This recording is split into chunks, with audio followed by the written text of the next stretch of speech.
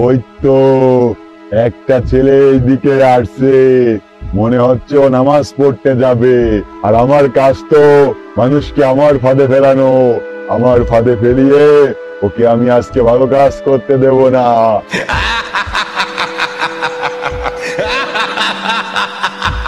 আয় আয়।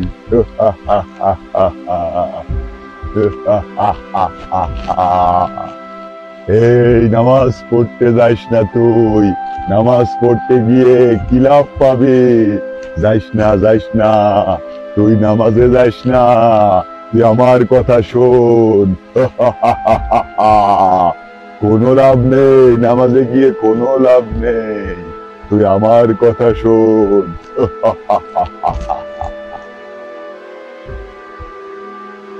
কি ব্যাপার, আজ এম্মা লাগছে কেন? নামাজ পড়তে যাতেই মন করছে না। মনে হয় শয়তানার পাশে লাগে। দাঁড়া, মজা দেখাচ্ছে। আউযু বিল্লাহি মিনাশ শাইতানির রাজিম।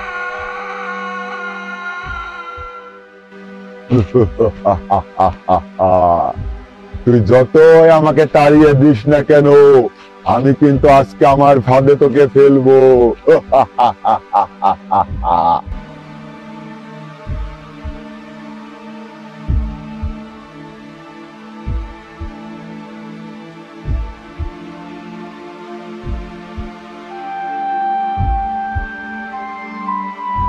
আমি তো মসজিদে ঢুকতে পারবো না, সেটা তো আমি জানি, কিন্তু আমি তোর জন্য এখানে বসে ওয়েট করব।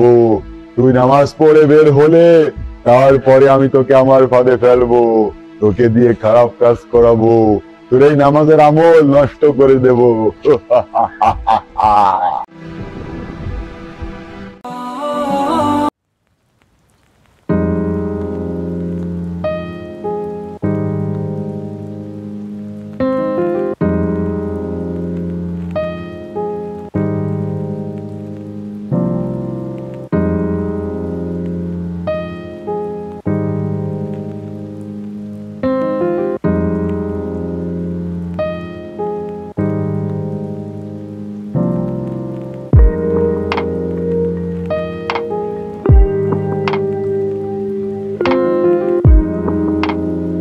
কাটছে না, ওকে যে আমার ফাঁদে ফেলবো এই আনন্দে আমার টাইমই কাটছে না।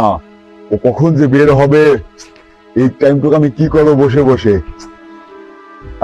আইডিয়া, এই টাইমটুকু আমি বসে বসে একটু বিড়ি খাবো।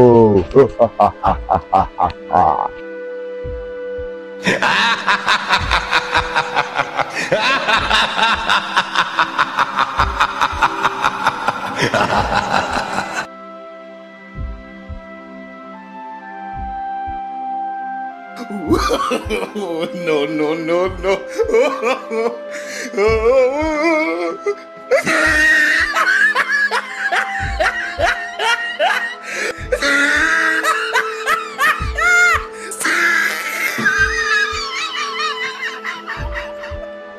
এই বিড়ি খাইতেও তো টাইম কাটছে না, কতক্ষণ যে লাগবে বিড়ি খাইতে সেটাও তো আমি জানি না। আর ও আজকে যদি বের হয়, ওকে তো আমার ফাঁদে ফেলে একদম খারাপ কাজ করাবো, ওর আমল নষ্ট হয়ে যাবে।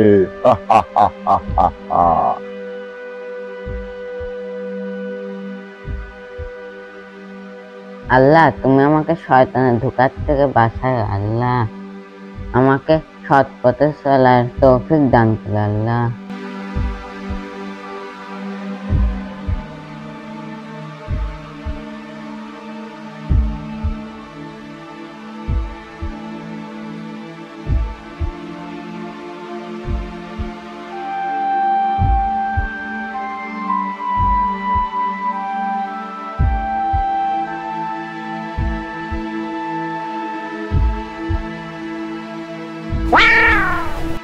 এ কি, ও চলে যাচ্ছে?